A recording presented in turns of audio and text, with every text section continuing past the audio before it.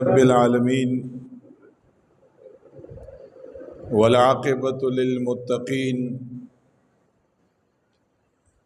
वस्सलातु वस्सलामु अला अशरफिल अंबियाइ वल मुरसलीन सय्यिदिना मुहम्मदिन व आलिहि व अस्हाबिहि व अज़वाजिहि व ज़ुर्रिय्यातिहि व अहले बैतिहि अजमाइन। अम्मा बअदु फ़अऊज़ु बिल्लाहि मिनश शैतानिर रजीम। बिस्मिल्लाहिर रहमानिर रहीम।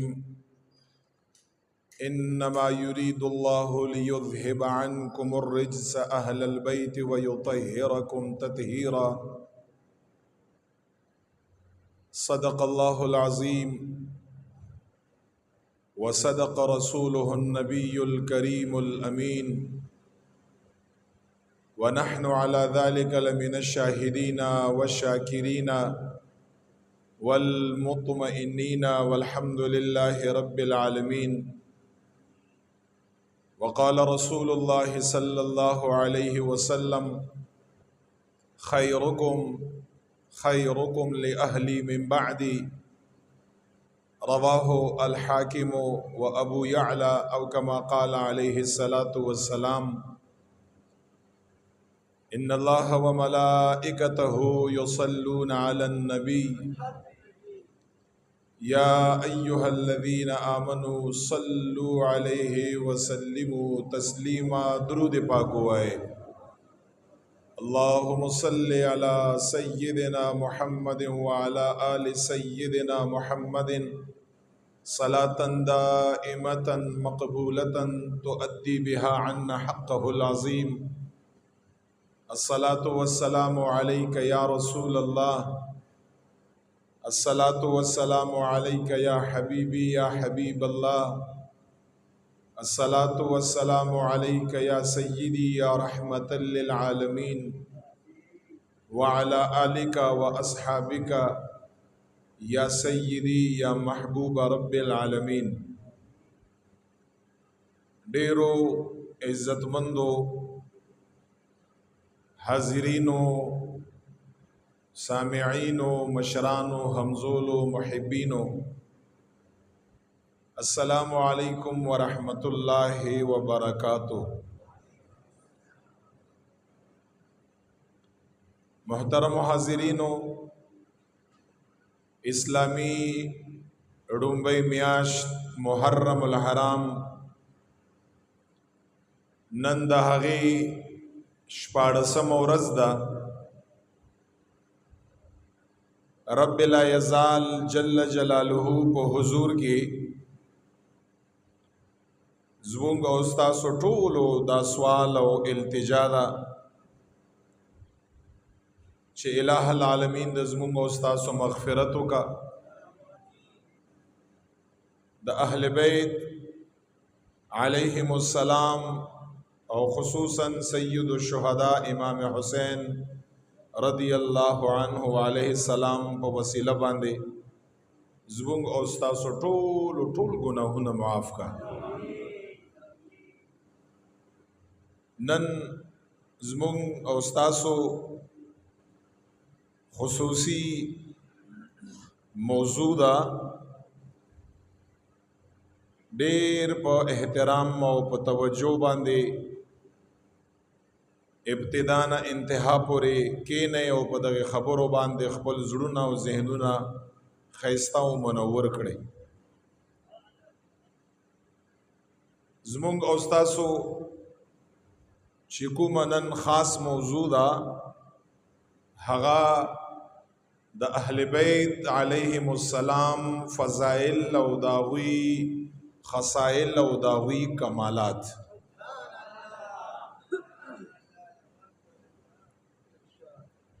साहिबानो, ज़ुंग अहलुसुन्ना व जमा दा आक़िदा दा चे दकुम मुसलमान पज़ड़ की दो हुजूर अलैहिस्सलातु वस्सलाम मुबारक कोरनई सरा چې هغه ته اهل بیت ویل کېږي علیهم السلام، پزړه کې هغوی سره مینا او محبت نه، اگر چې هغه پسې بدرد نه وای، اټس چې هغه ته ناسبیت ویل کېږي، ناسبی سوچ والا، اټس بدرد پسې نه وای، خو چې پزړه کې ور سره محبت نه، محبت لازم دی. مونږ اهل سنت و جماعت دا عقیده ده چې دا انسان کامل مومن نشي کېدای. دا خبره مونږ کو علی الاعلان چې د صحابه کرام رضوان الله تعالی علیهم اجمعین و علیهم السلام اوی سره مینا او محبت د چا نمی اغم کامل مومن نشي کېدای. او دې سره سره چې اهل بیت د حضور مبارک سره چا پزړه کې پورا او کامل مین نه، دا انسان هیڅ کله کامل مومن نشي کېدای. او په دې باندې زارته احادیث وایما با حواله چند اغا الفاظ ما ته په ذهن کې یاد دي، اغا الفاظ یې مرتوایما د عربی عبارت یې مرتوایما، کتاب مرتخایما، راویم در تخایما، چې دا کوم موقف دا ما بیان کا دا بعینه رسول الله مبارک په حدیث کې بیان کړی دی، دا ځان نه دی. دی وجنا اهل سنت و جماعت پہچان دا دی، او وی پہچان دا دی چې د حضور مبارک نه پس چې د اتباع او د تابعداري څوک قابل او لایق خلق دي چې د هغوی تابعداري وشي، هغه دوه نومونه دي، یو نوم د صحابه مبارکانو دی او بل نوم د اهل بیت مبارکانو دی. دا د حضور علیہ السلام مبارک د تاریخ دوه پاڼې دي. د حضور علیہ السلام مبارک د مینې او د محبت او د وفا دوه نومونه دي. دا په دین باندې د قربانېدو یو دوه داستانونه دي. هیڅ کله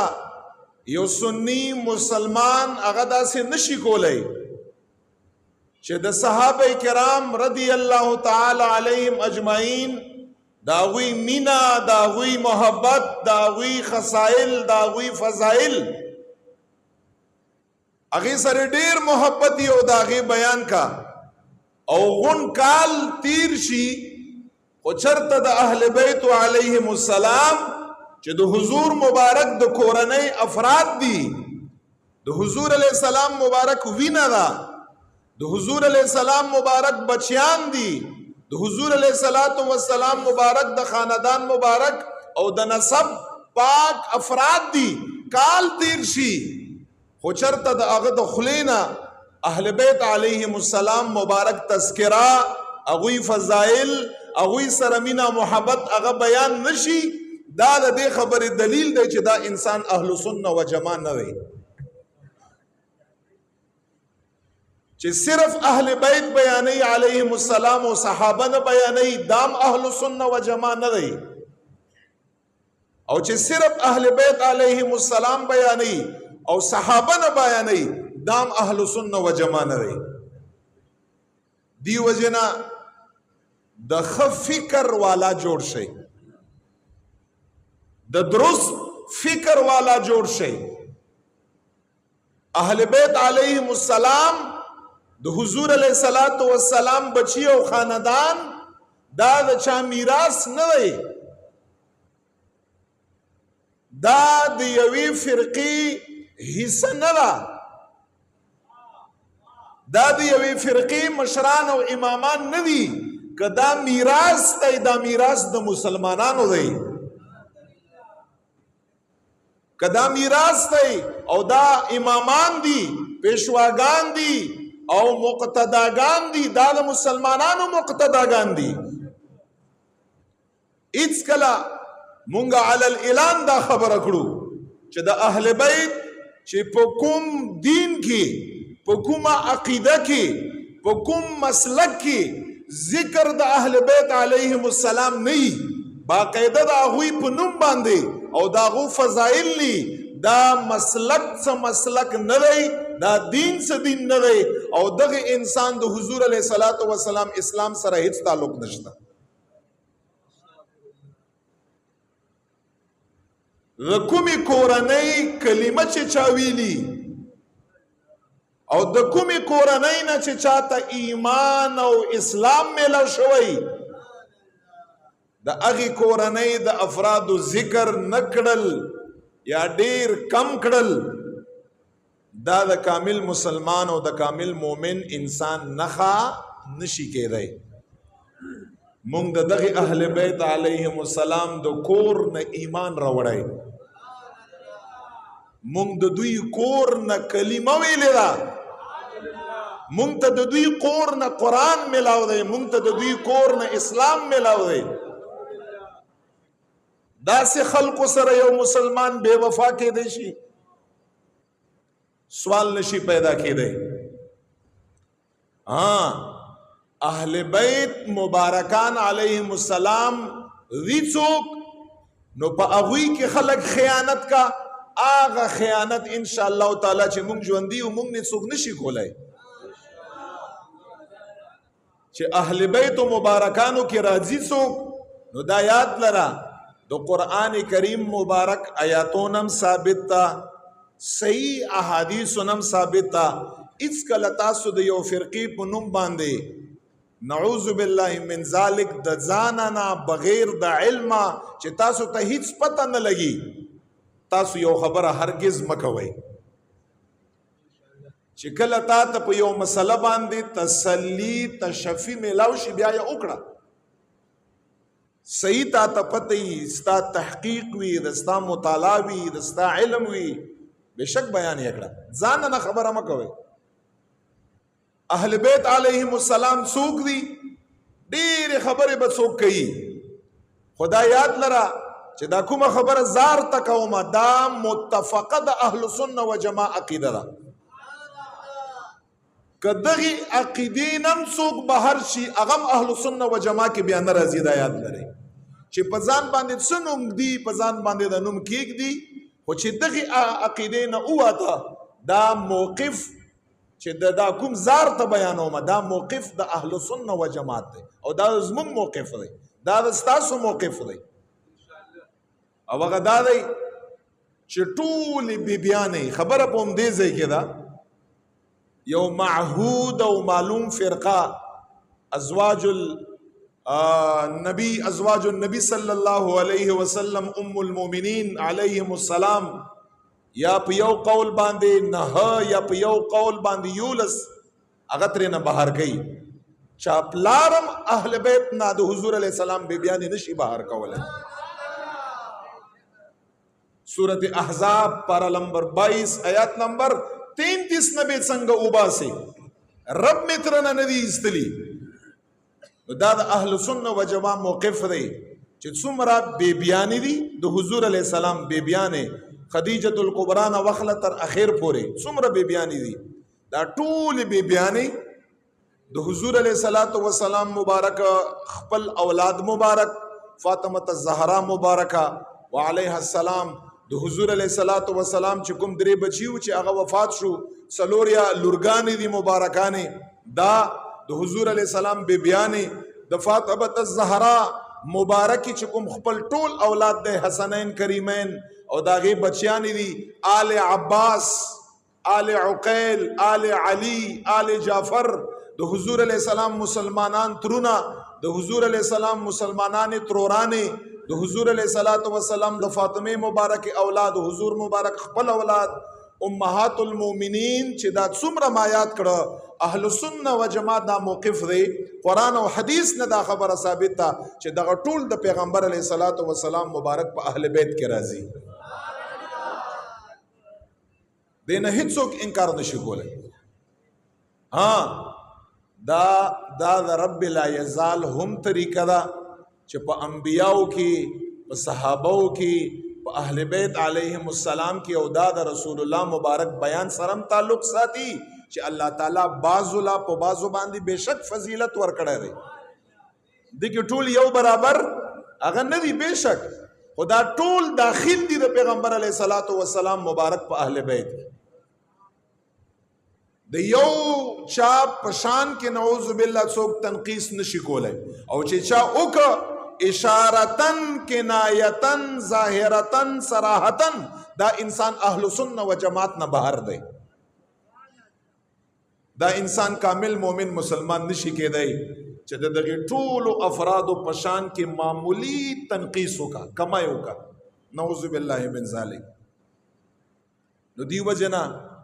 مونږ مینا اور سره،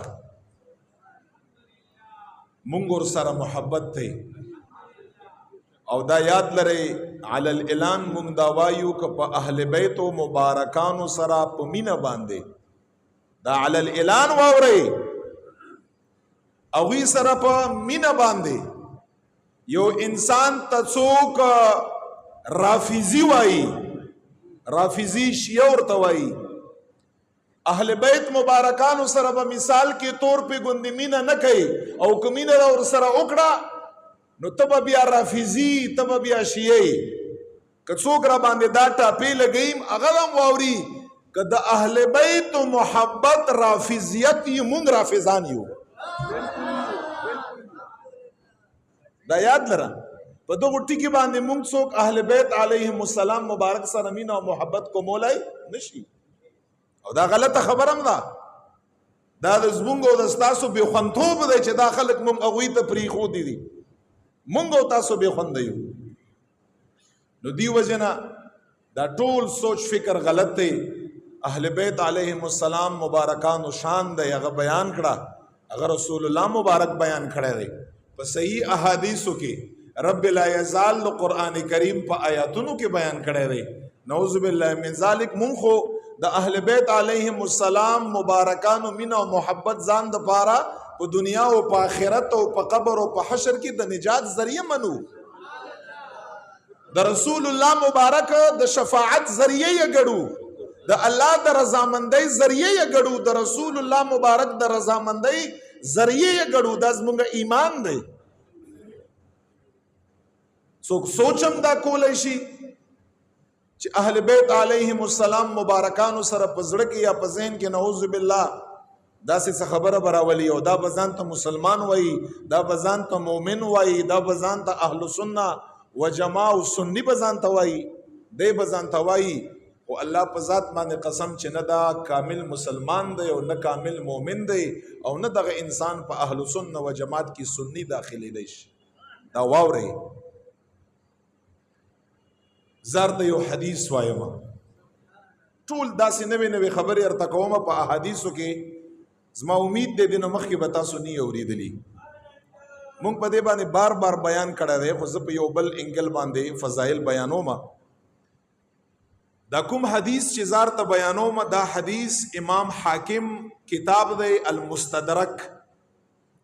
په هغې کې دا امام حاکم په مستدرک کې دا حدیث روایت کړی،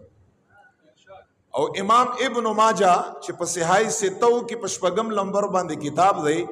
ابن ماجه شریف. نو امام ابن ماجه دا حدیث په خپل کتاب ابن ماجه کې روایت کړی دی، او راوی څوک دی حضرت عباس رضی الله عنه. ګوره حضور مبارک دا حضور مبارک خبره به منئ که نه به منئ؟ دغه خلق تاسو دغه نور خلقو تاسو غلط کړی. اهل بیت علیهم السلام مبارک نوم بنعوذ بالله مونږ ناخلو، مونږ به په ژوندم اخلو، په قبر کې به اخلو، په حشر کې به اخلو، او په جنت کې به ان شاء الله تعالی نوم. یا رسول حضور مبارک الفاظ ارتوایم. عباس رضی الله تعالی عنہ فرمای د غدوارو صاحبانو دا اهل سنت و جماعت محدثین دي، دا ټول زما محدثین د اهل سنت و جماعت نمونه زار تاخله. الحمدلله کلک سنیان او کلک په مذهب باندې حنفیان خلک یو، موږ څنور خلک خو نه یو، او په تصوف باندې کلک قادریان یو. الحمدلله عباس رضی الله تعالی عنہ مبارک فرمایي وی چې زمونږه د اهل بیتونه او بیا شکایت چاله راوړی رسول الله مبارک له او بیا حضور مبارک څه ویلي دي او اورئ وی چې کله به چې قریش عام چې کوم قریش خو ډېر لوی خاندان دی او بیا په قریشو کې خاص هاشمیان بیا حضور مبارک خاندان دی وی چې عام قریش به چې کله ناستو مونږه دا خبره محسوس کړه او خبرې به سره کولې خبرې عباس رضی الله تعالی عنہ اهل بیت کې دی حضور مبارک تر مبارک دی صحابي دی رضی الله عنه هغه فرمایي چې مونږه د اهل بیت نه بعد چې یو فرد ورغی او قریشو به سره خبرې کولې وی چې بندي به کړې خبرې یو بل ته به اشاره وکړي چې غلی شي خاموش شي یعنی د دې خبرې مقصد بداو کنه کله چې ما او تاسو سره خبره کوو بهر نه یو کس راشي او بند شو خبرې بند کړو دا کس ما او تا بوج غړو چې زر دا کس اخوا دی خوشي غنا باندې ورته جوړو چې تلک ال تلاړ شو تلک دل تلاړ شو تلاړ شالتا مزار کې لک سلامو کا بیا راشه په یو طریقه باندې مونږه نو دا خبرې بندولو دلیل دا دی چې په دغه انسان باندې مونږه تنگ شو یا دغه انسان مونږه دومره اهم نه ګړو چې د په وړاندې دا خبره وکړو دومره اهمیت نه ګړو ځکه خاموش شو عباس رضی الله تعالی عنہ فرمایي زمونږ د اهل بیت مبارکو یو فرد بچ د قریشو مجلس ل څنګه لاړو او وی به خبرې کولې او کی بناستو خبرې به بند کړې وی دا خبره ما محسوس کړه چې دا خو مناسب خبره نه ده ولی خبرې بندې ولی موږ څوک بهر نه داسې بل څوک راغلیو موږ د حضور مبارک د کورنۍ خاندان او افراد نه یو ډایرک رالم رسول الله مبارک ته شکایت چې رسول الله مبارک موږ سره خلق دا سلوک کا چې خبرې کوي او چې زمونږ د اهل بیت مبارکانو علیهم السلام یو فر راشي خبرې بند کا اشاره سره کبیا چې کله حضور مبارک ته دا خبره عباس سے بو فرمایلا حضور مبارک الفاظ دادی ما بال اقوام دا څه حال دی زما د امت دا څه حال دی د قومونو د قریشو دا څه حال دی د مسلمانانو چې دوی په خپل منځ کې خبرې کوي او چې اهل بیت مبارکان راشي خبرې بند کا هغوی عام غړي حضور علیہ السلام مبارک د الله په ذات باندې قسم ورته وخوړ واورئ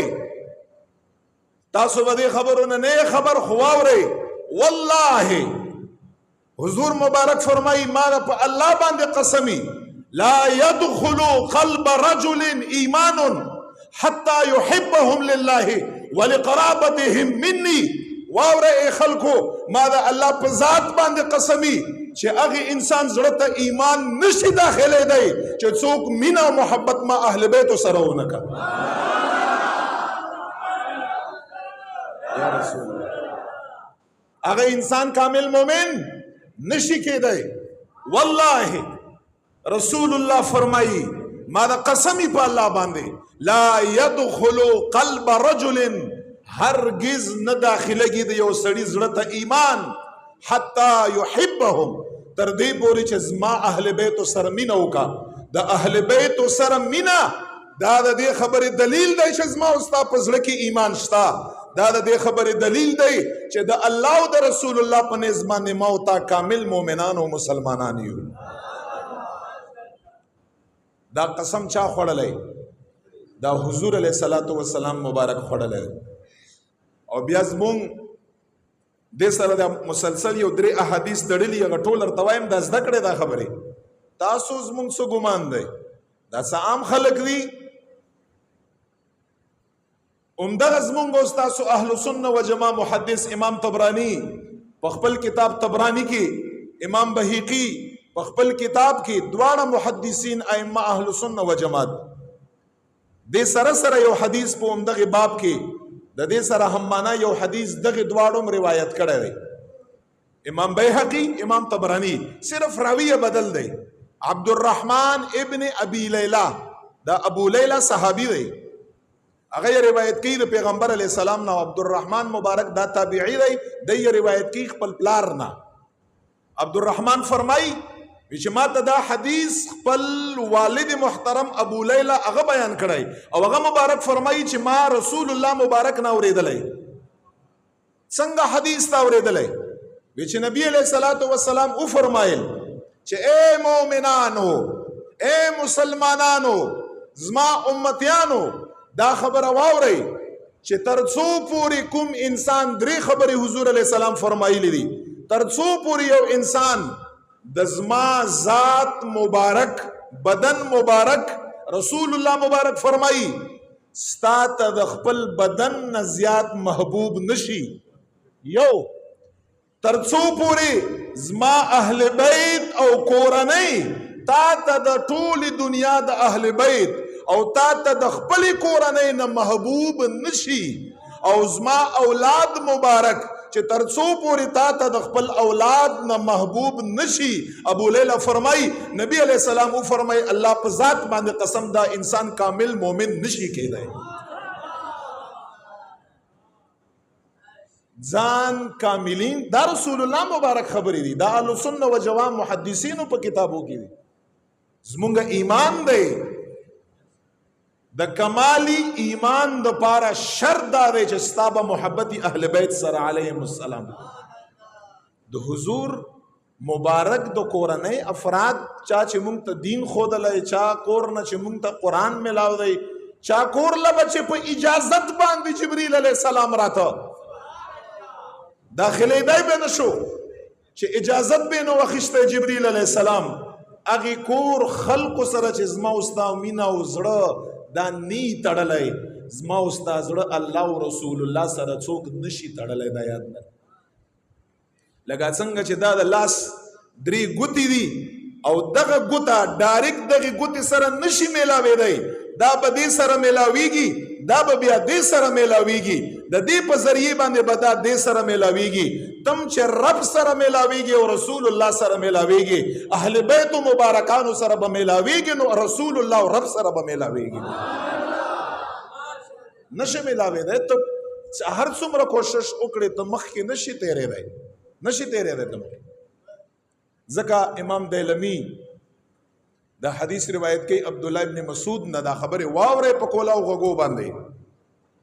عبدالله ابن مسعود مبارک داغه ځان له فضیلت دی، څومره لوی جلیل القدر صحابي دی رضی الله عنه علیه السلام، چې حضور مبارک فرمایي چې څوک هغه قرآن چې رب نه نازل دی هغه قرآن څوک زده کوي که نه عبدالله ابن مسعود نه یې زده کړی. دومره لوی صحابي دا یې راوي دی. امام دیلمی دا حدیث روایت کړی. عبدالله ابن مسعود څه فرمایي؟ حب آل محمد، دا واورئ، حب آل محمد یوما خیر من عبادت سنة ومن مات علیه دخل الجنة. عبداللہ ابن مسعود رضی اللہ عنہ فرمائی حب آل محمد یوما، چاچ یو رز هم دمر پاور دے پا اہل بیت کے علیہم السلام، چاچ یو رز هم اہل بیت علیہم السلام سر دزرن من و محبت اک یو رز خیر من عبادت سنتین، دغ یو رز من و محبت اہل بیت سرا دی یو کال دی عبادت نہ بہتر دی. عبداللہ ابن مسعود فرمائی و بیا فرمائی ومن مات علیہ دخل الجنہ، کم یو انسان چې د اهل بیت علیهم السلام په مینا او په محبت باندې مړ شو او د په زړه کې صحابه سره سره د اهل بیت علیهم السلام مینم وا، حضور مبارک فرمایي دخل الجنه، دا انسان برب لا یزال ډایرکټ جنت ته داخلي. نو سشه پوری ستا کامل ایمان تړل شوی اهل بیت پوری، ستا کامل اسلام تړل شوی اهل بیت پوری، ستا رسول الله مبارک تا رسائی تڑل شوی اہل بیت پوری، ستا رب تا رسائی تڑل شوی اہل بیت پوری، ستا نجات ذریعہ تڑل شوی اہل بیت پوری، ستا پا حشر نشر کی کامیابی تڑل شوی اہل بیت پوری، ستا جنت دخول تڑل رسول اللہ اہل بیت پوری. دا دمر دیر خبری دزماو دستا دا اہل بیت علیہم السلام پوری تڑل شوی دی. اور صاحبانو یو لس منټ ټایم شته دی، پرې دا یو دوه خبرې ارته کوم او به حد خوند بدر کاله. امام رازی یو تفسیر دے تفسیر کبیر پاغي کې یو آیات ته د قران کریم قل لا اسالکم علیه اجرا الا الموده فی القربى دا یو آیات ته صحابی رسول فرمایي چې حضور مبارک کله مدینه منوره لراغی او د دین او د اسلام تبلیغ یا عام کا او دین او اسلام یو مونږه انصار وتا د مدینه منوره باشندگانو ته ورساوه نو په ظاهری توګه باندې د حضور علیه السلام مبارک د ظاهری د مال څخه اسباب نو ظاهری توګه باندې نور خدای پاک مالک جوړ کړی د دنیا او د آخرت د خزانو رسول الله مبارک چې مونږ انصارو ډیر مال را جمع ک او رسول الله مبارک لم راوړ ورته هم فرمایل یا رسول الله مبارک دا مال وخلا او په دې باندې خپل حاجتونه پوره کړه ځکه چې ایمان مونږ ته د ستاده وجنه ملاو دی قرآن مونږ ته د ستاده وجنه ملاو دی اسلام مونږ ته د ستاسو وجنه ملاو دی عزت مونږ ته د ستاسو د وجنه ملاو دی او تاسو په دین او په اسلام تبلیغ کې دا مال تاسو وخلې مونږ ورته پیش په خپلو قرابتدارو په اهل بیت علیهم السلام باندې خرج کړي چې حضور مبارک ماته فرمایل چې دا مال مرا کوي او دا مال زنار نه اخلم دا تاسو بل ځای کې خرج کړئ خو که تاسو مال په دغه تبلیغ باندې او دا دین مې ارته رسولای او قرآن مې ارته ښودلی او اسلام مې ارته ښودلی که د دې اجر مال را کوئ که نه هغه اجر دا راکړئ چې زما اهل بیتو سره مینه او محبت وکړئ بس د دې حکایت الله په قرآن کې وکړ چې قل الله هم دا خوښه وقل یا رسول الله مبارک دغه صحابو ته وایا لا اسالکم علیه اجرا ز په دین او په اسلام تبلیغ باندې تاسو نه پیسې ناخلم الا الموده فی القربى مگر که یو شی در ناخلم اغدار ناخلم چې زمانه پس ما اهل بیت سره مینه او محبت کړي بس دا رب ګوره په قران کې فرمایلی دي چې حضور علیه السلام اهل بیت سره څه کوي مینه ور سره کوي دغه آیات لاندې خبر راځم دغه آیات لاندې په تفسیری کبیر کې امام رازی یو حدیث دینه مخ کې بتا سو نه اوریدلای یو حدیث روایت کړه دی دی آیات په تفسیر کې امام رازی سے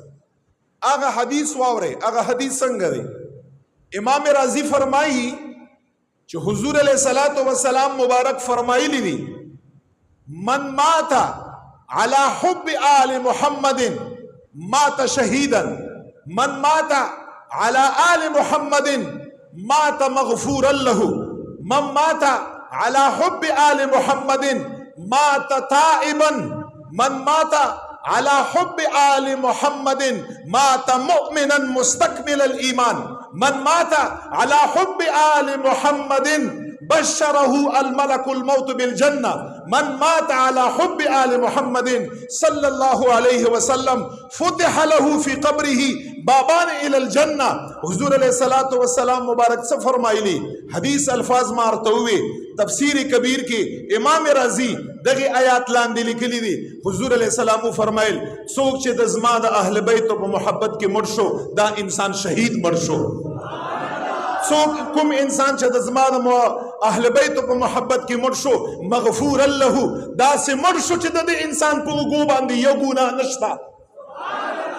من مات على حب آل محمد مات تائبا او کوم یو انسان چې د زما د اهل بیت په محبت کې مړ شو رسول الله مبارک فرمایي دا داسې مړ شو لکه دغه انسان چې د ټولو ګناهونو نه په خپل ژوند باندې توبه ایستلی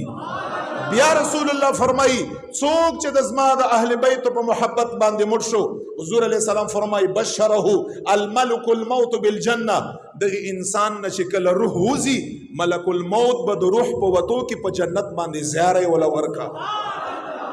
بیا رسول الله فرمایي څوک چې د زما د اهل بیتو په محبت باندې مړ شو مات مؤمنا مستكمل الايمان دا انسان مؤمن مړ شو دا انسان مکمل ایمان والا مړ شو بیا حضور علیہ السلام فرمائی من مات على حب آل محمد فتح له في قبره بابان الى الجنه چا کوم یو انسان چې د زما د اهل بیت په محبت باندې مړ شو په قبر کې به دغه انسان ته 2 دروازې کولاویږي او دغه دواړه دروازې رسول الله فرمایي دغه انسان د پاره دا به د جنت دروازې دغه الله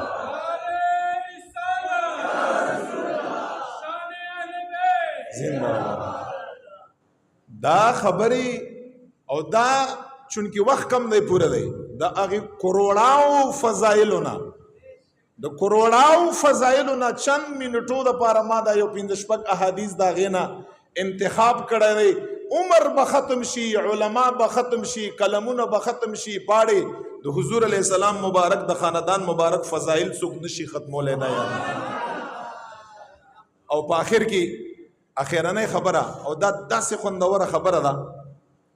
دا داسې خوندوره چې اڅي وی چې انسان زړه خو پرې ده چې د انسان د نسلونو زړه ور سره خدای پاک منور کوي ګوره صاحبانو زارته یو 3 کتابونه وخایمه اکثر په میډیا باندې بیا خلک وایي چې دا خبره په کوم ځای کې ده دوی د خپل باندې وګوري یو کتاب دی جامع الاحادیث او دا کتاب د چا دی دا د امام جلال الدین سیوطی رحمت الله تعالی علیه کتاب دی چې هر قسم فرد په د باندې اعتماد کا هر فرقه والا پنیز باندې دا معتبر دی امام جلال الدین سیوطی رحمت الله تعالی علیه کله مړ دی المتوفى 911 هجری هغه کتاب دی جامع الاحادیث باقی کې دا خبره موجود ده او دا امام د اهل سنت و جماعت امام دی بل صاحب د امام ابن حجر مکی دا خبره مانه په من او عن باندې ذکر وای اوري بل امام د امام ابن حجر مکی المتوفى 974 هجری هغه یو کتاب دی الصواعق المحرقه د اهل بیت علیهم السلام په شان باندې لیکل دی او د روافض پر رد کی لیکل دی باطل عقاید یا رد کړی دي او چې کوم ثابت شان د اهل بیت مبارکانو دی هغه بیان کړی دی ابن حجر مکی المتوفى 974 هجری هغه یو کتاب دی الصواعق المحرقه او دا امام دی د اهل سنت و جماعت او دریم نمبر صاحبانو یو امام دی امام ابو نعیم اصفهانی هغه یو کتاب دی حلیة الاولیاء المتوفى 430 هجری دا درې وړه صاحبان د اهل سنت و جماعت دي دا کوم خبره چې زارته بیانوم دای لیکلی ده او په صحیح سند باندې او بیا د امام احمد ابن حنبل سے چې د اهل سنت و جماعت امام دی هغه څه لیکلي په دې باندې دا حدیث واوري دا خبره واوري ډیره خسته خبره اوم نمبر امام روافض چکم 12 امامان شماري 12 دا صرف ګوره د اوغي امامان نه دي الله په ذات باندې قسم چې دا د زمونږ امامان دي امام علی رضی اللہ تعالیٰ عنہ امام حسن رضی اللہ تعالیٰ عنہ امام حسین رضی اللہ تعالیٰ عنہ امام زین العابدین رضی اللہ تعالیٰ عنہ امام محمد باقر رضی اللہ تعالیٰ عنہ او دین مخ امام جعفر صادق رضی اللہ تعالیٰ عنہ امام موسیٰ کاظم رضی اللہ تعالیٰ عنہ امام حسن رضا رضی اللہ تعالیٰ عنہ امام نقی رضی اللہ تعالیٰ عنہ امام تقی رضی اللہ تعالیٰ عنہ امام حسن عسکری رضی اللہ تعالیٰ عنہ اور امام مہدی علیہم السلام دا 12 واړه امامان مون په فخریه باندې یو دا د زمون امامان دي ولې د تاسو امامان نه دي د حضور علیه الصلاۃ والسلام مبارک د خاندان هغه مینارونه دي هغه مینارونه چې انسان ورته ګوري سر نه ورته پګړې ورځي دا یاد لري خدغه خلکو مونږ تاسو به خوند یو چې نه مطالعه وکړه نه مستډي وکړه نه مونږ فضایل وکاته دغه خلکو مونږ تاسو نه نیولې او دغه سي بیکار او به خوند خيو که څوک تذکره وکړه د اهل بیت هم نه پاغه باندې د رفض او داغه ټاپه لګي چې څوک جرأت نشي کړی چې د حضور افسوس خبره چې د حضور مبارک د اهل بیتو د مینې او د محبت د شان خبره وکړه جرأت پچا کې نشتا دا انسان نه سنی کېدای شي نه کامل مؤمن مسلمان کېدای شي دا یاد لرئ تاسو دې ته وګورئ دغه اوم امام علی رضا امام علی رضا رضی الله عنه د مبارک لا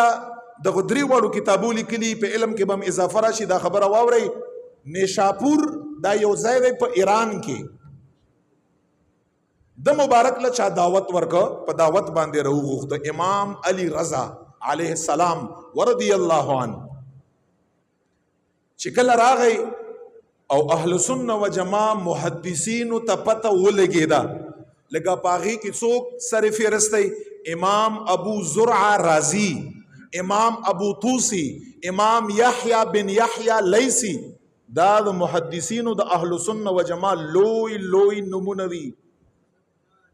کله چې محدثینو ته پته ولګېده چې امام علی رضا رضی الله عنه اهل بیت مبارکانو امام د حضور علیه السلام د خاندان فرد نیشاپور لرازی، تاسو ته پته ده 100,000 څه پاسه محدثین د مبارک استقبال لراله، څه پاسه 100,000 محدثین او پلاس کې قلم او ورق کاغذ ورسره،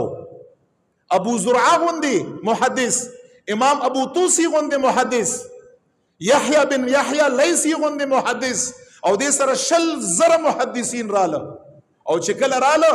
زمونږ او ستاسو دغه دریو کتابو لیکلي دي، هغو خلکو نه لیکلي، تاسو ته پته نشته.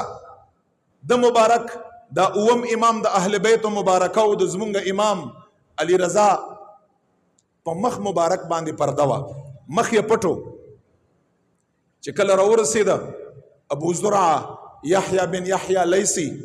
امام ابو طوسی او دا 100,000 محدثین چې په لاس کې پاڼه او کاغذ او قلم دی ورسره، ورته فرمایي قربان لږ د خپل مخ مبارک دیدار راله راکړه،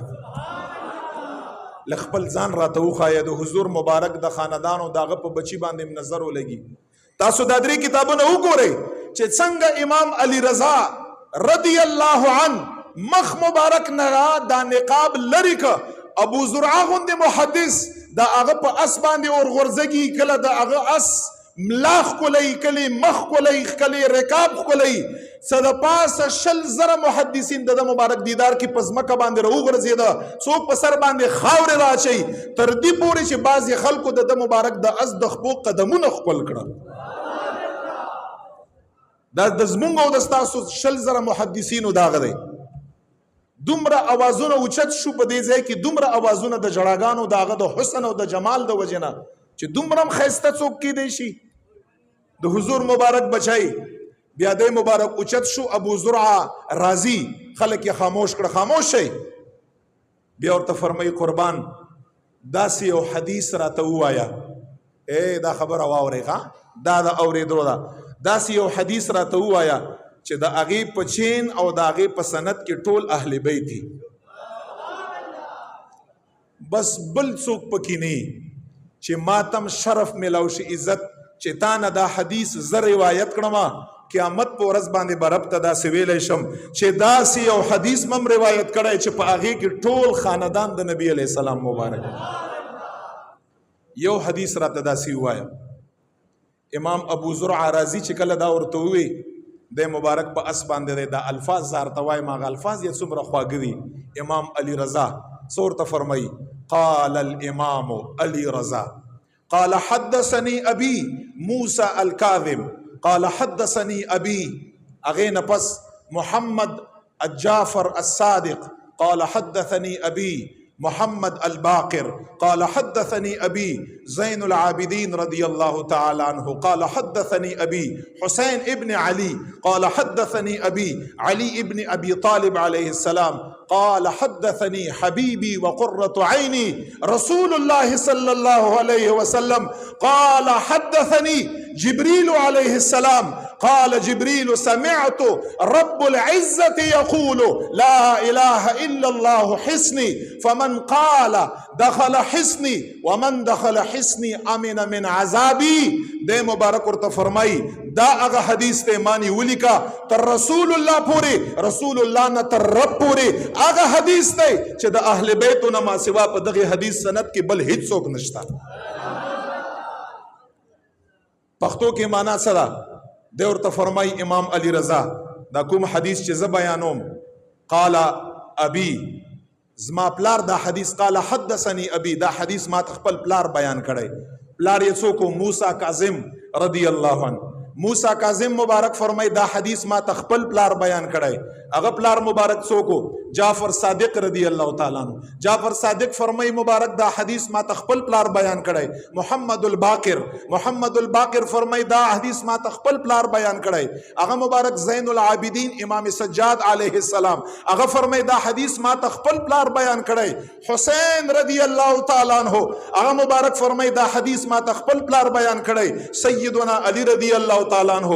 رضی الله تعالی عنہ فرمای دا حدیث ما تچا بیان کړی. هغه الفاظ یسو حبیبی وقرۃ عینی زما محبوب زما د سترګو یخواله رسول الله صلی الله علیه وسلم دا حدیث راته هغه بیان کړی. هغه فرمای چې حضور علیه السلام فرمای قال حدثني جبريل دا حدیث ما ته جبريل علیه السلام بیان کړی. جبريل علیه السلام فرمای سمعت رب العزه یا رسول الله دا حدیث ما رب لا یزال نه اوریدلای. خچ رب نه اوریدلای رب می څوي رب می وای لا اله الا الله. هغه حدیث مرتوای مچ حدیث دا دی لا اله الا الله حسنی. دا لا اله الا الله کلمه نه کلمه الله فرمای دا زما کلا ده. الله فرمای دا زما کلا ده. فمن دخل حسنی څوک چې داخل فمن قال هر هغه څوک چې دا کلمه یووي دخل حسنی هغه انسان زما کلا ته داخل شو. ومن دخل حسنی او الله فرمای څوک چې ما کلا ته داخل شو امن من عذاب دا انسان په دنیا او په آخرت او په قبر او په حشر کې زما د عذاب نه محفوظ شو. الحمدلله چې ویلم دا کلمم چې را رسیدلې په دغه چینج باندې چا نه را رسیدلې اهل بیت علیهم السلام نه را رسیدلې. اوس راشي تاسو ته پته ده زمونږ محدثین دغه سند ته سندونه خو ډیر دي د احادیثو کنه دغه سند خپل نوم دی ښه او دغه سند ته سلسله الذهب د دغه حدیث تاسو ګوګل کې ورکړئ سلسله الذهب والا حدیث عمده بار تراړي او په کروڑاو احادیثو کې دا یو سند او سلسله ده چې محدثین څور ته فرمایي سلسله الذهب سرو زرو سند. چا به د سپینو زرو سندي او چا به د سرو زرو سند سلسله الذهب ورته ویل کېږي. سرو زرو سند ځکه ټول پکې اهل بیت دي ټول پکې حضور مبارک د خاندان افراد دي. او امام احمد ابن حنبل ته چې کله دا حدیث ورسېده دا او سند یې وکاته هغه جمله واورئ. امام احمد ابن حنبل سوي من قرأت هذا الاسناد على مجنون لا براء من جنونه. امام احمد ابن حنبل فرمای هغه حدیث خو یې پرېږده الله په ذات باندې قسم که دا سند دا صرف سند چا په یو لیونی باندې دم که رب لیونی لم شفا ورکا. دا سند یې دومره پاک دی دومره ښایسته دی که نه که صرف د دغه حدیث سند چا په یو مجنون او لیونی باندې شف که لا براء من جنونه د مبارک فرمای رب لا یزال بدغه انسان نه د جنون نم شفا ورکا. دا دومره خسته سند دی سلسله الذهب په نوم باندې مشهور سند. دا د چا شان دی؟ دا د اهل بیت علیهم السلام شان دی. ګوره صاحبانو خدای خاطر وکړئ دا څه عام افراد خو نه وي. بغیر د دینه ما حدیث سره وی ایمان د انسان کامل نه دی اسلام د انسان کامل نه دی قرآن د انسان کامل نه دی اعمال د انسان کامل نه دی رسول الله محبت د انسان کامل نه دی رب لا یزال محبت د چا کامل نه دی. دنیا یا با عزت نشي کېدی قبر یا با عزت نشي کېدی حشر یا با عزت نشي کېدی او هغه ښایسته ځای جنت الله په ذات باندې قسم که چاته میلاوږي هغه په اهل بیت او محبت باندې انسان ته میلاوږي. نو دی وجنا صحابه کرام رضوان الله تعالی علیهم اجمعین او اهل بیت علیهم السلام دا د حضور علیه السلام مبارک د تاریخ او د حدیث دو پاڼې دي. دواړو سره به مینه کړئ دواړو سره به محبت کړئ. د هیڅ چا پشان کې تنقیس او کمای دا انسان کله نا کله کفر ته رسي. الہ العالمین دا دغه خوارجو دغه نواسبو دغه بد عقیده او خلکو نه مونږ او تاسو اوساتي. رب لا یزال د پورز د قیامت باندې مونږ او تاسو حشر اهل بیت او صحابه کرام رضوان الله تعالی علیهم اجمعین سره وکا او د زمونږ او تاسو زندگی دم الله تعالی د دغه دواړو لوی صاحبانو په اتباع کې تیر کا. واخر دعوانا ان الحمد لله رب العالمین. ټول یو کرته رسول الله مبارک باندې درود پاک وای. اللهم صل علی سیدنا محمد و آله و عطرته بعدد كل معلوم لك سنة